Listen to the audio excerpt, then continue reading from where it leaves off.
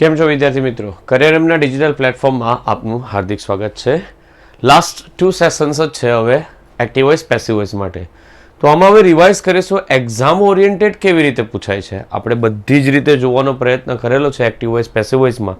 તો ખાસ બરાબર છે, સૌથી અગત્યના છેલ્લા 2 ટોપિક આપણે થશે અહીંયા.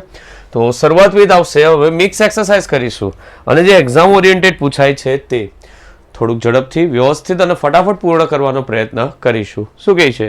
વી send a message of congratulation to her. અમે મેસેજ મોકલ્યો હતો શેનો? તેને અભિનંદન આપવા માટેનો. તો આને ઓળખીએ. વી સબ્જેક્ટ છે, સેન્ડ છે સાદો ભૂતકાળ, અ મેસેજ ઓફ કોંગ્રેચ્યુલેશન હવે આખો શબ્દ સાથે જ છે. ટુ હરને આપણે બહુ છેડતા નથી. તો શરૂઆતમાં મેસેજ વાળું વાક્ય આગળ આવશે, અ મેસેજ ઓફ કોંગ્રેચ્યુલેશન્સ. હવે મેસેજ તો એક જ છે માટે એક જ આવવાનું બરોબર છે, એક જ માટે. પણ અહીંયાથી ખબર પડે કે આ ભૂતકાળ છે. ભૂતકાળ છે ને એટલે એક જ જવાબ આવે બરાબર છે. શું આવશે? વોઝ. આર નહીં આવે, ઇઝ નહીં આવે, વિલ નહીં આવે. એટલે ઉલટો કે હું તો કેવું પરીક્ષામાં આવું પૂછાય ને તો બહુ સહેલું. ખાલી તમને ખબર હોવી જોઈએ કે કયો કાર્ડ આપેલો છે ને એના માટે જ આપણે આગળના બધા સેશનનો ઉપયોગ કરેલો હતો. ફરી એકવાર આગળ વધીએ. નેક્સ્ટ આવશે you will have finish this work. હવે તમે ગૂંચવાય ક્યાં ખબર? By tomorrow. બાય આવે ને એટલે પેસિવ વોઇસ ગણે. ના, એવું નથી. બાય આવે એટલે પેસિવ વોઇસ નથી થતો. બાયનો અર્થ થાય છે સમયને લાગેલો છે. આ ટુમોરો શું છે? સમય.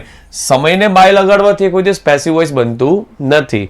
તો શરૂઆત with you will have finish. તમને ખબર જ હોવી જોઈએ ધીસ વર્ક ઓબ્જેક્ટ છે તો ધીસ વર્કથી શરૂઆત છે. ચાલો કોઈ વાંધો નથી. પણ વિલનું વિલ જ રહેવાનું. ચાલો એમાં બી કોઈ વાંધો નથી, બધા જ છે. પણ અહીંયા પછાડી હેવ જ આવે. ચાલો હેવ આ નીકળી ગયો, ફિનિશ છે આ બી નીકળી ગયો, આ હેવ એટલે એ અને બી બાકી રહ્યા. હવે એમાંથી ચેક કરવાનું બરાબર છે કે માપ કઈ રીતે લાગે. તો કે બી લાગે બરાબર છે, બીન છે, ફિનિશ છે, ફિનિશ છે.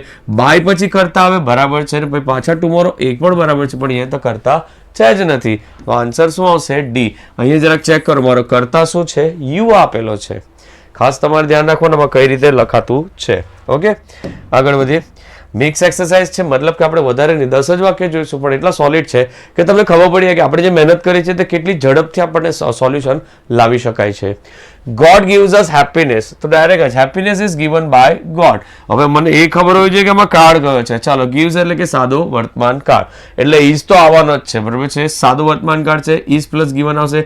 ઇઝ બિંગ ગિવન નહીં આવે, હેઝ તો આવવાનો જ નથી ને આ પણ નહીં આવે. ડાયરેક્ટ જ આન્સર સિલેક્ટ થાય. શું આવશે? Option A. તદ્દન સહેલું વસ્તુ બરાબર છે. હા, જો આમાં એક વસ્તુ થઈ શકે. ગોડ ગિવ્સ અસ હેપીનેસ બરાબર છે. Happiness is given by God, પછી અહીંયા અથવા વચ્ચે વધારે ટુ અસ, એટલે એકચ્યુઅલી એ જોવા જાય બરાબર છે તો ઓપ્શન બી સાચો પડે. પણ આ તો ચાલુ વર્તમાન કાળ છે ને એની પેસિવ રચના છે એટલે જવાબ બી ખોટો પડે. ખ્યાલ આવશે? ઓપ્શન થોડાક બરાબર છે ચેન્જીસમાં આવશે. ધ શું છે? Manager has not signed the cheques carefully. આ એક સરસ છે, જો ધ્યાન આપજો. એકચ્યુઅલી તમે આને છે ને સિંગલ ટાઈમમાં જ ઓળખી શકો છો. કઈ રીતે ખબર?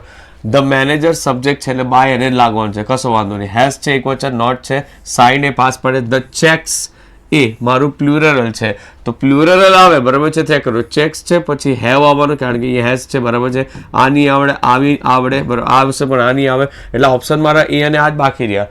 હવે આમાં ખાસ એ ચેક કરવાનું બીન પછી નોટ આવે કે નોટ પછી બીન આવે.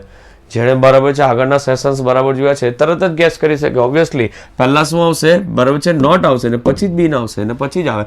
નોટ પહેલા ખાલી ટુ બી નું રૂપ જ આવે, બાકીનું બધું વધેલું ઘટેલું. ડાયરેક્ટ આન્સર સિલેક્ટ કરીશું. આન્સર શું આવશે? સી. ખાસ જોજો. હવે સ્પીડ કેમ આવે છે એનું કોઈ રીઝન કહેશો? કારણ કે તમને કન્સેપ્ટ ક્લિયર છે. Number 5 I shell write a letter. આ તમને તદ્દન મહત્વનો બરાબર છે. અ લેટર છે, ચાલો a letter letter letter letter બરાબર છે. અહીંયા શેલ છે એટલે ઇઝ નહીં આવે, વિલ આવે, હેઝ નહીં આવે, હેઝ નહીં આવે. ડાયરેક્ટ જવાબ સિલેક્ટ થઈ ગયો. A letter will be written by me. Hardly તમે 10 મિનિટ કાઢો ને તો પણ આવી રીતે જો તમે જવાબ કરી શકતા હોય કારણ કે આગળનો આપણો કન્સેપ્ટ ક્લિયર છે.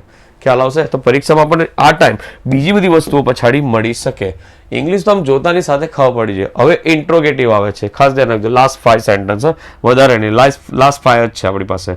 તો શરૂઆત કરી શું છે? Are you not revising your lessons. Your lessons છે, બહુવચન છે, કશો વાંધો નહીં. યોર લેસન્સ છે, યોર લેસન્સ છે. અહીંયા જો આ નોટ વચ્ચે ઘુસાડી દીધો આ લોકોએ એટલે આ નહીં આવે. આ યુ છે, આ બે તો નીકળી જ ગયા. કન્સેપ્ટ ખબર પડે છે, આ જ રીતે આવશે. પછી આગળ ટુ બી નું રૂપ બરાબર છે. Are are it is okay. Not not એ પણ ઓકે છે, પણ આ કયો કાર્ડ છે મારી પાસે? આર પછી ક્રિયાપદને આઈએનજી છે. ચાલુ વર્તમાન કાળ એની પેસિવ રચનામાં વચ્ચે વધારાનું શું આવતું હતું? બીંગ જ આવે, બી થોડી આવે. આન્સર ડાયરેક્ટ સિલેક્ટ થશે. ઓપ્શન કયો આવશે? બી. તદ્દન સહેલી વસ્તુ છે, કંઈ જ કરવાનું નથી, ખાલી જે જોતા છે ને બરાબર જોજો. ચાલો આ તો હવે બરોબર છે, તદ્દન સહેલું. તમે એમ જ કહી શકો કે આમાં શું થાય છે. ચાલો હું છે કે હું, તેનું ડાયરેક્ટ જ શું થાય? બાય હુમ, બાય હુમ. એટલે આ ડી અને એ તો નીકળી ગયા. પછી ચેક કરી લેવાનું, બરાબર છે. તમારી પાસે શું છે? યુ. આઈસ્ક્રીમ છે, આઈસ્ક્રીમ અગાડી આવશે. યુ બી છે, એકચ્યુઅલી બબ્બે ગૌણ કર્મ છે, જે આગળ લાવે એના પ્રમાણે મૂકીશું. ચાલો આઈસ્ક્રીમને છેલ્લે રાખીએ તો પણ વાંધો નહીં, પણ યુ આવે તો યુની સાથે તો વર જ આવે ને, વોઝ થોડી આવે. આન્સર શું સિલેક્ટ થશે? બી. તમે કઈ વસ્તુ આગળ લાવો છો એના પર બી ખાસ આધાર રહે ને. યુ લાવ્યા તો આને તો ટુ લાગવાનો જ નથી, બરોબર છે. એટલે આ તો બંને બરાબર જ છે. છેલ્લે કન્સેપ્ટ ખ્યાલ? ડબલ ઓબ્જેક્ટ વાળું વાક્ય જે આપણે હેડિંગ મારેલું હતું ને તે પ્રમાણેનું આ વાક્ય છે. થર્ડ વન તદ્દન સહેલું. શું કહે છે? Where do you keep the current magazines? જો હવે મારી પાસે શું આપેલું છે? ધ કરંટ મેગેઝિન્સ છે, બહુવચન છે, તો પહેલા વેરનો વેર તો લખી જ દેવાનો. WH ક્વેશ્ચન છે, તમને આવડે જ છે. જગ્યા છોડીને સાદો વર્તમાન કાળ છે, તો સાદા વર્તમાન કાળમાં વર નહીં આવે, હેવ નહીં આવે, આર બેમાંથી એક સિલેક્ટ કરીશું. કરંટ મેગેઝિન્સ બહુવચન છે, આર આ બી બંને સાચું છે. હવે મને ખબર છે કે સાદો વર્તમાન કાળમાં કોઈ દિવસ વચ્ચે વધારાનું શું નહીં આવે? બીંગ નહીં આવે. તો ડાયરેક્ટ જ આન્સર મારો સિલેક્ટ થશે, ઓપ્શન ડી. હું કંઈ કન્વર્ટ પણ નથી કરતો, ખાલી ઓળખી લઉં ને તો પણ તમને ખબર જ પડી કે આમાં શું આન્સર આવે છે. તદ્દન સહેલી વસ્તુ. આગળ વધીએ. નેક્સ્ટ આવશે આપણી પાસે ફોર્થ, સેકન્ડ લાસ્ટ. આ એક સરસ છે, ધ્યાન રાખજો. Didn't they tell you to be here by 6 o'clock? તમને એ લોકોએ કીધું કે એ લોકો 6 વાગ્યા પહેલા સુધીમાં આવી જશે. જો આપણે જે સાદા રીતે કરતા હતા ને એ પ્રમાણે ડીડ છે ને ક્યાં ઉમેરાઈ જશે? ટેલ માં ટોલ્ડ થઈ જશે. આમાં ધે છે, યુ છે, two B here by 6 o'clock. તમે એમ બહુ ખુશ થતા ને કે સર બાય છે પછી આ આવે, પણ એ તો સમયને લાગેલું છે, પેસિવ વોઇસ થોડી છે, એક્ટિવ જ છે, બરાબર છે. ટુ બી પછી બી પાસ્ટ પાર્ટિસિપલ હતો ને તો બી પેસિવ ગણી કરતે. એટલે યુ આગળ આવવાનો છે, એક વસ્તુ નક્કી છે. વાક્ય નકાર છે, યુ આગળ આવે એટલે બરોબર છે, ભૂતકાળ છે એટલે વર આવશે, બરોબર છે. નોટ આવશે ને યુ આવશે. આ નહીં આવે, આ નહીં આવે ને આ બી નહીં આવે, ડાયરેક્ટ જ જવાબ સિલેક્ટ થશે. કન્સેપ્ટ ખબર પડી ગઈ? શું? એક મિનિટ, મને આટલું ખબર છે, યુ મારો આગળ આવવાનો છે, આ ધ્યેય પછાડી જવાનો છે, તો યુ આગળ આવે તો યુની સાથે ભૂતકાળમાં શું આવવાનું? વર જ આવવાનું છે. આ નોટ બી છે, એ સિવાય મને કોઈ જગ્યાએ કંઈ દેખાતું જ નથી. ખાસ ખાલી તમે છે ને શું કરો ખબર? જો આગળના પ્રીવિયસ તમે જોયા હોય ને તો આ વસ્તુ તમારા માટે બહુ ભારે પડશે નહીં. બસ લાસ્ટ એકદમ નાનો સેશન છે પણ જોરદાર છે. કઈ રીતે કે તમે પ્રેક્ટિસ કેવી કરી છે ને એને ચેક કરવા માટેની વસ્તુ છે. Has everybody miss the first bus? Okay, શું કીધું? હેઝ છે, એવરીબડી છે, મિસ છે ને ધ ફર્સ્ટ બસ છે. એવરીબડી પછાડી જશે, ફર્સ્ટ બસ અગાડી આવે. ચાલો ફર્સ્ટ બસ એકદમ અગાડી બી નથી લાવવાની, ઇન્ટ્રોગેટિવ છે, આ નહીં ચાલે. ચાલો ઓકે, હેઝ છે એટલે વોઝ તો નહીં જ આવે, એવરીબડી બી નહીં આવે, ડાયરેક્ટ જોબ સિલેક્ટ થાય. આઈલવા ચેક કરી લો, બહુ સહેલું છે આ તો. તમને છે ને આવડતું હોય ને તેના માટે એમ કે ને ચાંદી ચાંદી ફટાફટ છે. ચાલો ચેક કરીએ છતાં તમે તો ફર્સ્ટ બસ આગળ આવી આવેલી. ઓકે, એક વચન છે એટલે હેઝ આવશે, વચ્ચે વધારાનું બીન આવશે, પાસ્ટ પાર્ટિસિપલ કરતા ને બાય લાગશે. મેં કીધું એ રીતે ફરી એકવાર. આના પછીનું સેશન છે ને જે પાછું છે ને મિક્સ આજ્ઞાર્થ વાક્યની બધા છે ને એના માટેનું રહેશે, એટલે ડોન્ટ મિસ ઇટ. ખાસ તમને નાના નાના સેશન એટલા માટે આપું છું કે તમે રોજ જોતા રહો તો તમને બી ખ્યાલ આવવા માટે કે આ એકચ્યુઅલી શું છે. I think active passive voice પર આટલું ડેપ્થમાં કોઈ ચલાવ્યું ન હશે. થોડુંક વ્યવસ્થિત, બરાબર છે, શાંતિથી વ્યવસ્થિત રિવિઝન કરતા રહેજો. ઓકે.